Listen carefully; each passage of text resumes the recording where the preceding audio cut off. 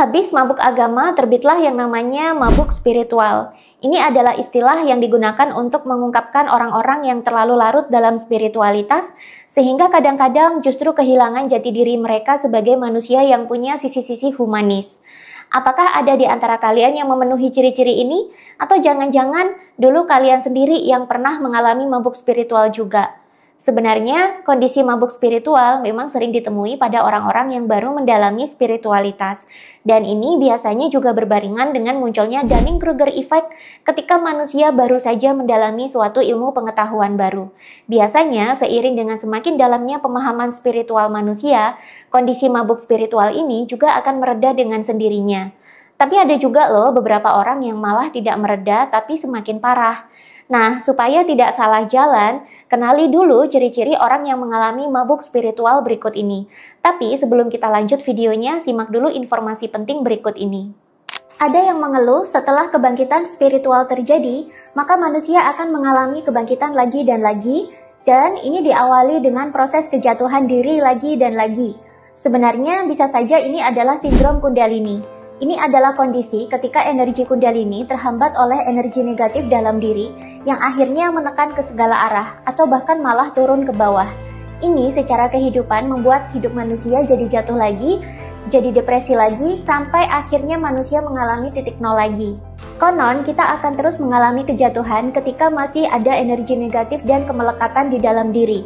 Bagaimana caranya mencegah hal ini terjadi, dan bagaimana cara mengobati sindrom Kundalini yang sudah terlanjur terjadi? Kita akan bahas selengkapnya di online kelas awal Mei ini dengan tema Sindrom Kundalini dan Kesehatan Mental. Kelas ini juga sudah dilengkapi dengan panduan meditasi dan hipnoterapi yang sudah disesuaikan untuk mengatasi atau mencegah sindrom Kundalini. Yang mau ikutan langsung saja daftarkan diri kalian melalui link yang ada di deskripsi video. Kelas ini terbatas dan belum tentu akan saya buka lagi dengan tema yang serupa. Makanya mumpung ada, langsung saja amankan pendaftaran kalian sekarang juga. Sampai jumpa di kelas!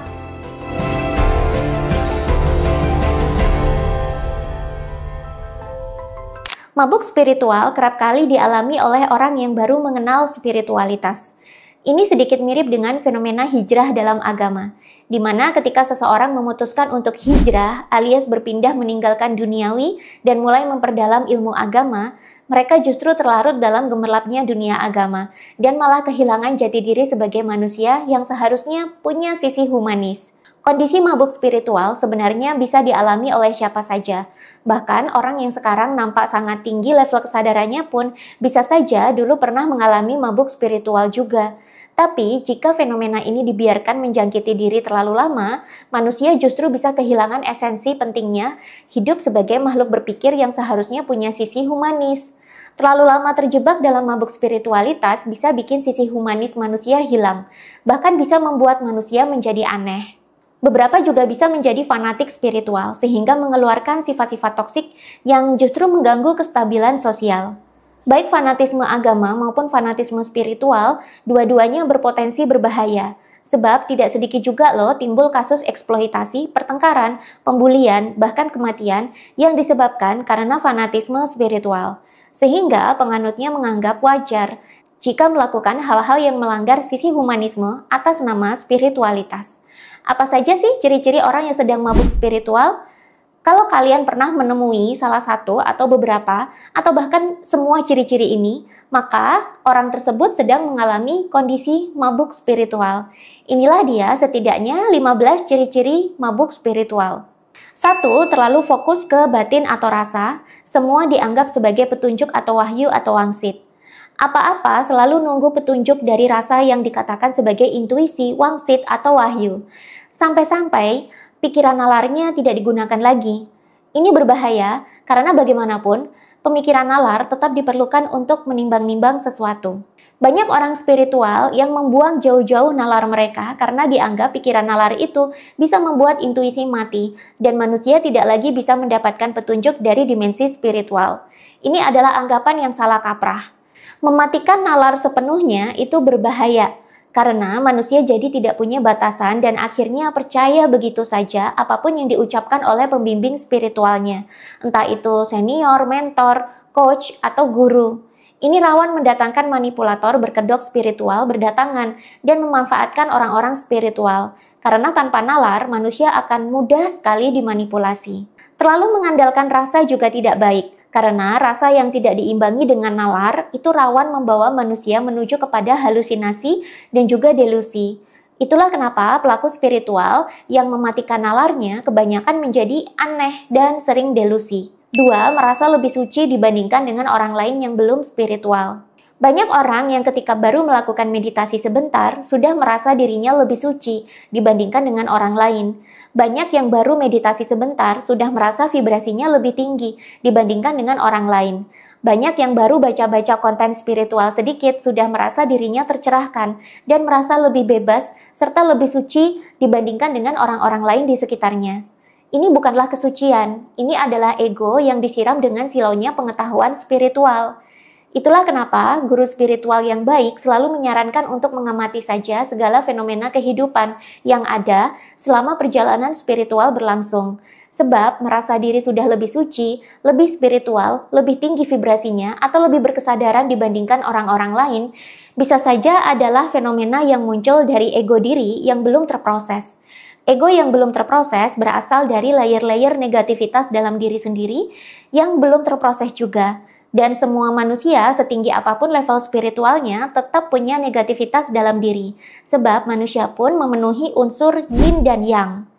3. Membenci agama tapi mendewakan spiritualitas. Memang intisari dari setiap agama adalah spiritualitas, dan memang tidak semua orang beragama punya privilege untuk bisa sampai ke ranah spiritual. Tapi bagi orang yang mabuk, dia akan mendewa-dewakan spiritual sampai-sampai terkesan membenci dan menyudutkan agama.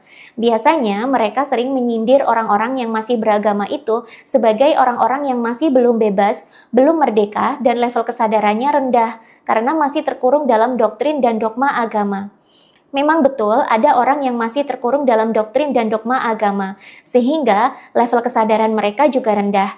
Sehingga mereka kadang melakukan tindakan-tindakan absurd yang tidak humanis, seperti terlalu mengatur-ngatur surga dan neraka orang lain, terlalu mengatur akidah orang lain, bahkan sampai-sampai tidak bisa diajak berpikir maju karena takut pemikiran majunya itu menjadi sumber dosa dan sumber neraka baginya. Tapi melecehkan orang-orang yang masih beragama yang belum mengenal spiritual itu juga tidak baik. Bukan berarti ketika kita sudah spiritual, lantas kita menjadi lebih baik dibandingkan pemeluk agama, lalu merasa lebih tinggi atau lebih suci. Ini malah menunjukkan kalau sebenarnya level kesadarannya sama saja, sama-sama rendah. 4. Merasa sudah di kesadaran 5D, yang lain belum. Bukan berarti kita jadi paham spiritual dan orang-orang di sekitar kita tidak mengenal spiritual, kita lantas pantas merasa diri kita ini sudah di kesadaran 5D, yang lain belum. Saya sering sekali melihat orang-orang yang baru mengenal spiritual sedikit, tapi dengan bangganya ia mengklaim dirinya sudah di kesadaran 5D, sudah sangat tinggi level spiritualnya, lalu membanding-bandingkan dirinya dengan orang-orang yang ada di sekitarnya yang dianggap masih rendah kesadarannya atau masih di kesadaran 3D. Ada juga yang berbekal pernah mengalami transendensi, kemudian menganggap dirinya sudah lebih 5D dibandingkan orang-orang lain. Padahal untuk bisa mengalami kesadaran 5D, bisa saja kalian harus mengalami momen-momen trans berkali-kali dulu. Dan momen trans ini seringkali baru terjadi setelah kalian mengalami gejolak emosi yang besar dan berhasil memprosesnya. Kesadaran 5D adalah level kesadaran orang-orang yang sudah mulai tercerahkan, yang paradigma kehidupannya sudah mulai benar-benar spiritual atau filosofis. Untuk bisa mencapai tahapan ini, itu tidak mudah, karena kalian harus berhadapan dengan sisi gelap diri dan kehidupan berkali-kali, dan pasti akan menguras emosi berkali-kali juga. Ada fase death and rebirth yang akan dialami berkali-kali. Ada fase mati dan terlahir kembali. Dan di fase ini kalian bisa jatuh ke kesadaran 3D lagi. Baru sembuh dari satu trauma besar bukan berarti tercerahkan atau sudah di kesadaran 5D. Baru merasakan lonjakan kebahagiaan atau cinta setelah mengalami penyembuhan tidak berarti pasti ada di kesadaran 5D. Karena yang namanya level kesadaran itu bukan kondisi emosi yang konsisten, melainkan kecenderungan. Artinya apa? Dalam sehari kalian masih bisa mengalami level kesadaran yang lebih rendah, meskipun intensitasnya tidak sedominan level kesadaran 5D. Pencerahan adalah level kehidupan, di mana ini akan terjadi sendiri setelah kalian sudah mahir mengelola sisi-sisi gelap dalam diri dan mentransendensikannya menjadi kebijaksanaan. Untuk bisa mahir mengelolanya, tidak bisa kalau tidak merasakan sisi gelap berkali-kali. Tidak ada yang namanya pelaut handal kalau tidak sering menaklukkan gelombang lautan yang besar dan gelombang lautan yang mematikan berkali-kali. 5. Malas bekerja karena menganggap keberlimpahan ada di mana-mana. Ini yang sering banget saya temui pada orang-orang Indonesia. Mentang-mentang sudah spiritual, akhirnya tidak mau bekerja lagi karena menganggap keberlimpahan itu ada di mana-mana. Bahkan ada yang sampai menelantarkan tanggung jawab, seperti anak dan istri contohnya, karena berpikir rezeki Tuhan atau semesta pasti ada saja. Ini adalah pola pikir yang tidak sehat. Terkadang malas bekerja pun ditutupi dengan mindset bahwa keberlimpahan ada di mana-mana. Makanya manusia tidak perlu bekerja, cukup pasrah saja. Padahal hukum alam tidak bekerja dengan cara yang demikian. Keberlimpahan hanya akan menghampiri orang-orang yang energinya setara dengan keberlimpahan itu sendiri. Ini adalah level energi di mana manusia menjadi produktif, bisa berpikiran maju, selalu mengembangkan diri, dan pintar menemukan peluang untuk mendapatkan rezeki. Malas, termasuk pasrah yang digunakan untuk menutupi kemalasan atau keputusasaan, tidak selaras dengan hukum-hukum keberlimpahan itu sendiri. 6. Selalu menganggap spiritual tingkat tinggi tidak membutuhkan duniawi lagi. Ini juga adalah mindset salah kaprah yang sering sekali dianut oleh orang-orang Indonesia yang katanya sudah spiritual. Banyak yang bersikeras bahwa manusia semakin spiritual itu semakin tidak membutuhkan duniawi. Bahkan mindset ini sering sekali digunakan untuk membuli dan menjatuhkan mental orang lain yang sedang giat bekerja dan mencari nafkah. Ada spiritualis yang suka mencari tambahan penghasilan malah dijulitin. Ada spiritualis yang giat berbisnis malah dihujat. Bahkan orang-orang yang memperjuangkan hak-hak ekonominya pun bisa dihujat loh. Biasanya kata-kata yang sering digunakan untuk membuli adalah orang spiritual itu kalau sudah tinggi tingkatannya maka dia nggak butuh duniawi lagi. Kalau berspiritual tapi masih kerja, masih berbisnis, masih mau sama uang, itu tandanya dia spiritual abal-abal. Nah, besok-besok kalau kalian dibully sama orang dengan kata-kata seperti itu tadi, jangan lupa buat suruh dia untuk nggak usah makan dan nggak usah minum sekalian. Karena makan dan minum itu juga adalah hal-hal yang duniawi. Nggak usah juga bernafas, karena nafas itu kebutuhan hidup duniawi. Suruh saja dia pergi ke alam spiritual yang bukan di bumi lagi selamanya. Bisa nggak tuh? 7. Semua dianggap karma atau ujian spiritual. Anggapan seperti ini juga bisa menjadi bias. Banyak orang yang tidak mau menyelesaikan masalahnya, kepingin kabur dari masalah yang dihadapinya, akhirnya menggunakan mindset seperti ini. Semua-semua dianggap karma dan ujian spiritual. Alih-alih berusaha menyelesaikan masalah yang ada, malah kabur dari masalah dan membiarkan masalah berlarut-larut, karena dianggap semua itu adalah karma yang harus dibayar. Anggapan ini juga sering dilontarkan kalau ada teman yang curhat masalahnya. Apapun masalah yang dialami temannya, langsung dipukul rata semuanya itu adalah karma. Respon seperti ini sebenarnya adalah wujud ketidakpedulian manusia dan sebenarnya toksik. Memang bisa saja masalah yang kita alami sekarang merupakan hasil dari karma masa lalu. Tapi tidak semua manusia itu suka dihakimi, dikit-dikit karma, dikit-dikit karma. Mereka itu butuh empati, bukan pengetahuan dan penghakiman karma dari orang-orang spiritual. Kecuali yang curhat itu bertanya sendiri, apakah ini karma saya dari masa lalu? 8. Apa-apa harus dilepaskan untuk mendapatkan kedamaian. Mengalami ditipu dalam berbisnis? Jawabannya, lepaskan saja kerugiannya, ikhlaskan. Mengalami dilecehkan orang lain? Jawabannya, lepaskan saja orangnya, ikhlasin aja dilecehkan. Mengalami KDRT? Jawabannya, lepasin saja perasaan sakit dan terlukanya, ikhlasin aja KDRT-nya. Apa-apa disuruh melepaskan, karena mentang-mentang melepaskan itu bisa bikin manusia ikhlas. Apa-apa disuruh mengikhlaskan. Kalau dilukai orang, jawabannya disuruh melepaskan saja. Kalau jadi korban kejahatan orang, jawabannya dilepaskan saja. Lama-lama manusia jadi tidak punya batasan.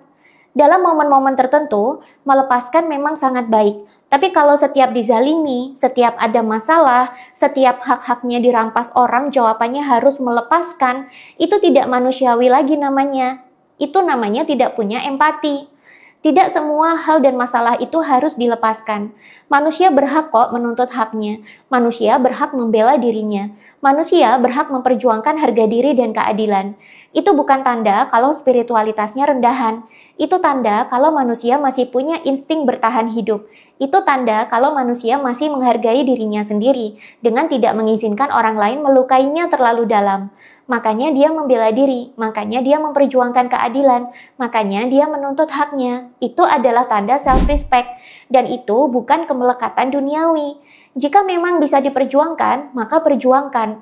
Tapi kalau sudah tidak bisa lagi diperjuangkan, itulah saatnya manusia melepaskan atau mengikhlaskan. Jadi tidak semua yang terjadi di dunia ini harus dilepaskan begitu saja. Tidak semua kemelekatan itu harus dilepaskan sekarang. Kemelekatan dalam porsi ringan malah membuat manusia menghargai diri sendiri dan bisa melindungi dirinya sendiri. Karena manusia sadar dia masih punya harga diri, masih punya badan, jiwa, dan mental yang harus dirawat dan dikasihi, makanya diperjuangkan. Kemelekatan yang dilepaskan adalah kemelekatan berlebihan yang membuat diri sendiri menderita. Tapi kemelekatan dalam porsi kecil justru menjadi insting bertahan hidup manusia. Toh manusia juga tidak akan merasakan kedamaian kok kalau harga dirinya diinjak-injak. Itulah kenapa self-respect itu perlu dalam spiritualitas. Tapi orang mabuk spiritual dan penganut spiritual ekstrim biasanya menyangkal hal ini. 9. Merasa dirinya reinkarnasi tokoh penting dari masa lalu. Banyak orang spiritual yang merasa dirinya adalah reinkarnasi, titisan, atau keturunan tokoh-tokoh besar dari masa lalu. Tapi lucunya mereka tidak bisa menunjukkan data-data atau bukti konkret. Semua didasari oleh klaim sepihak dari rasa mereka sendiri. Sudah begitu, setelah dicek kehidupannya, ternyata sangat jauh berbeda dengan kehidupan tokoh besar yang diklaim. Banyak yang merasa dirinya adalah reinkarnasi raja dari zaman kerajaan. Tapi sekarang hidupnya malah tidak jelas. Kerjaan tidak jelas, ngutang sana-sini, sering nganggur, bahkan tinggalnya pun bukan di lingkungan istana. Kalau dulunya raja, minimal sekarang ini seharusnya bekerja di lingkungan pemerintahan dong, bukan malah luntang-lantung. Yang lebih berbahaya adalah yang merasa dirinya reinkarnasi dukun besar atau pemimpin sekte spiritual besar dari zaman dulu. Ini bisa disalahgunakan oleh para narsistik untuk menjaring pengikut, tapi ternyata pengikutnya cuma untuk dimanfaatkan atau dimanipulasi saja. 10. Sibuk mencari past life, tidak mau menerima dan menikmati kehidupan yang sekarang. Banyak banget orang yang baru mendalami spiritualitas, akhirnya sibuk mencari past life dia dulu itu siapa. Sampai-sampai pencarian past life ini menjadi obsesi.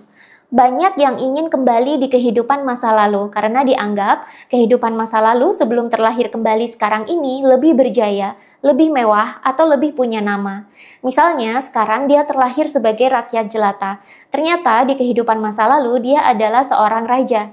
Akhirnya dia terobsesi untuk mencari past life lagi dan lagi. Kemudian malas menerima kehidupan yang sekarang. Dalam hipnoterapi, penelusuran past life tidak digunakan untuk main-main.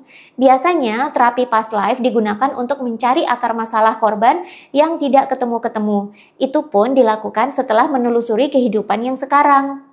Memang ada segelintir orang yang menawarkan past life regression untuk menarik minat pengikut spiritual. Selama itu digunakan untuk penyembuhan atau upgrade diri, tidak masalah sih. Yang kasihan itu kalau akhirnya past life-nya itu dijadikan obsesi dan digunakan untuk mengikat fanatisme orang. Akhirnya jadi tidak mau menerima kehidupan yang sekarang dan melekat ke masa lalu terus. Padahal spiritualitas itu seharusnya bisa membuat manusia menerima kehidupannya yang sekarang. Kalaupun ada nilai-nilai atau pembelajaran yang bisa diambil dari past life, seharusnya itu digunakan untuk menuntaskan kehidupan sekarang sebaik-baiknya, bukan malah menjadi obsesi dengan masa lalu. 11. Dikit-dikit harus menyembuhkan diri. Manusia itu bukan barang rusak permanen yang harus selalu disembuhkan. Saya sering sekali mendapati orang spiritual kalau dicurhati orang lain, langsung otomatis menghakimi, kamu itu masih banyak luka dan trauma, sembuhin dulu baru masalah kamu selesai. Atau, sembuhin dulu biar tidak ketemu pola karma yang sama lagi. Apa-apa dianggap hasil dari luka dan trauma, lalu disuruh menyembuhkan diri. Memangnya teman kamu itu pasien rumah sakit permanen? Apa-apa kok dibilang sembuhin trauma dan lukanya dulu? Hati-hati loh, jawaban seperti ini bisa saja merupakan wujud ketidakempatian manusia. Terlihat berkelas sih jawabannya, tapi bisa saja itu menjadi wujud dari ego diri yang tidak mau berempati, tapi pengen divalidasi pengetahuannya akan penyembuhan. Tidak semua masalah orang itu akarnya dari karma, trauma, dan luka batin masa lalu. Psikolog dan hipnoterapi saja harus melalui wawancara panjang, baru bisa menentukan apakah penyebab masalah pasien ini karena luka batin, trauma, atau bukan. Kok manusia mudah sekali sih melabeli masalah orang lain itu penyebabnya dari trauma dan luka batin masa lalu? Ingat loh, orang curhat itu tidak butuh pengetahuan kalian. Mereka butuh empati dan validasi perasaan, bukan dikit-dikit dihakimi harus menyembuhkan diri atau menyembuhkan trauma. Kalau tidak mampu memberikan empati, jangan memaksakan diri untuk mendengar curhatan orang. Tidak semua orang juga butuh pengetahuan spiritual kita, tapi yang pasti semua orang butuh empati. 12. Sibuk manifestasi tapi tidak mau berupaya. Banyak banget penganut manifestasi dan LOA atau Law of Attraction yang kerjaan sehari-hari mereka itu sibuk bikin manifestasi tapi tidak mau berupaya untuk mewujudkan manifestasi itu jadi nyata. Ini sama saja dengan orang yang punya impian tapi impiannya jadi omong kosong karena tidak pernah diwujudkan. Dikit-dikit manifestasi, dikit-dikit LOA. Selalu sibuk manifestasi dan praktik LOA tapi tidak mau berupaya. Padahal semesta itu tidak merespon keinginan, semesta itu merespon energi. Banyak yang bermanifestasi, tapi energinya tidak mengarah ke perwujudan manifestasi itu. Akhirnya manifestasinya berakhir sia-sia dan bahkan ada yang menjadi delusi. Banyak orang bermanifestasi pengen punya jet pribadi, pengen punya profit ratusan juta rupiah masuk ke rekening tiap bulan, tapi kerjaan sehari-hari hanya bikin papan impian atau dream board doang, journaling doang, atau afirmasi doang tanpa berupaya. Jalanin bisnis enggak, ngerjakan proyek yang bisa profit tinggi pun tidak. Manifestasi dan LOA yang berhasil itu adalah yang diupayakan atau dikerjakan supaya terwujud betulan, meskipun langkahnya baru langkah kecil. Sebab bekerja menjemput LOA dan manifestasi sama dengan men-set energi manusia bahwa dia sudah berada di level kehidupan yang dia manifestasikan tersebut.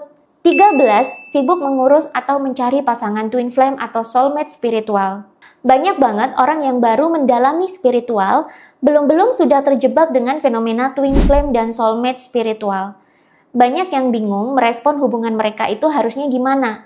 Banyak juga yang terjebak dalam toxic relationship dan tidak bisa keluar dari situ sebab termakan oleh doktrin bahwa itu adalah pasangan twin flame-nya.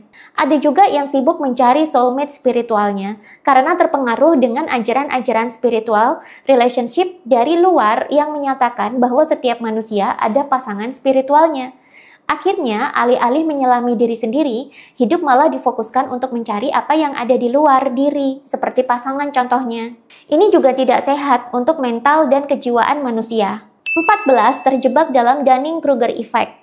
Ini adalah fenomena di mana orang yang baru mendalami spiritual atau baru baca-baca konten spiritual sedikit atau baru sembuh sedikit dari dirinya sendiri, akhirnya merasa ia seperti sudah tahu banyak hal tentang spiritual. Kemudian akhirnya cenderung menggurui orang lain atau bahkan mencari validasi dari orang lain tentang pengetahuan spiritualnya. Ini juga sama saja dengan orang yang baru belajar spiritual sedikit, baru mengalami momen trans sekali, akhirnya merasa dia lebih 5D, lebih tercerahkan, atau lebih spiritual dibandingkan orang-orang lain yang ada di sekitarnya. Fenomena ini sebenarnya adalah fenomena ego yang belum terproses, sehingga cenderung mencari validasi berdasarkan pengetahuan-pengetahuan atau pengalaman spiritual yang baru didapat. Sedangkan orang yang sudah lama di dunia spiritual biasanya cenderung cuek. 15. Cenderung melakukan spiritual bypassing. Spiritual bypassing itu sebenarnya adalah fenomena manusia menghindar atau lari dari sebuah masalah, tapi dengan menggunakan topeng spiritual. Misalnya, jika ia mengalami masalah, daripada menyelesaikan masalah dan memperjuangkan hak-hak dirinya sebagai bentuk self-respect, ia malah menganggap ini semua adalah karma yang harus dibayar dan diikhlaskan. Akhirnya malah nggak ngapa-ngapain. Ada lagi contoh. Ada orang yang sedang terjerat kemiskinan. Alih-alih berusaha mencari pekerjaan baru yang menghasilkan pemasukannya lebih tinggi atau belajar untuk berbisnis, ia malah pasrah dan mengatakan, orang spiritual itu tidak butuh duniawi lagi. Kalau nggak butuh duniawi lagi, kenapa sih masih makan dan minum kalau begitu? Bukankah makan dan minum itu adalah hal-hal yang duniawi juga? Ada yang mengeluh setelah kebangkitan spiritual terjadi, maka manusia akan mengalami kebangkitan lagi dan lagi, Dan ini diawali dengan proses kejatuhan diri lagi dan lagi. Sebenarnya bisa saja ini adalah sindrom Kundalini. Ini adalah kondisi ketika energi Kundalini terhambat oleh energi negatif dalam diri yang akhirnya menekan ke segala arah atau bahkan malah turun ke bawah. Ini secara kehidupan membuat hidup manusia jadi jatuh lagi, jadi depresi lagi, sampai akhirnya manusia mengalami titik nol lagi. Konon, kita akan terus mengalami kejatuhan ketika masih ada energi negatif dan kemelekatan di dalam diri. Bagaimana caranya mencegah hal ini terjadi dan bagaimana cara mengobati sindrom Kundalini yang sudah terlanjur terjadi? Kita akan bahas selengkapnya di online kelas awal Mei ini dengan tema Sindrom Kundalini dan Kesehatan Mental. Kelas ini juga sudah dilengkapi dengan panduan meditasi dan hipnoterapi yang sudah disesuaikan untuk mengatasi atau mencegah sindrom Kundalini. Yang mau ikutan langsung saja daftarkan diri kalian melalui link yang ada di deskripsi video. Kelas ini terbatas dan belum tentu akan saya buka lagi dengan tema yang serupa. Makanya mumpung ada, langsung saja amankan pendaftaran kalian sekarang juga. Sampai jumpa di kelas.